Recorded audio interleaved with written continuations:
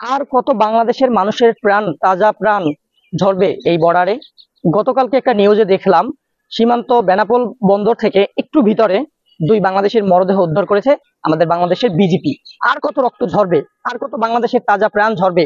সেই ইন্ডিয়া, সেই দাদা বাবুরা, আমাদের পাশের দেশ, আমাদের পাশের দেশ ইন্ডিয়া, তাদের নাকি সাথে আমাদের বন্ধুর সম্পর্ক। তাহলে এই বন্ধুর সম্পর্ক, প্রতি বছর কত মানুষ মারা যায় সীমান্তে, একটাবার দেখেন।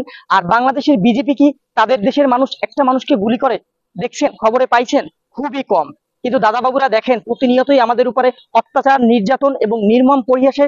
বেনাপোল সীমান্ত, শুধু বেনাপোল সীমান্ত নয়, অন্যান্য যত সীমান্ত আছে সব সীমান্তের কথাই বলছি, সব বর্ডারের কথাই বলছি।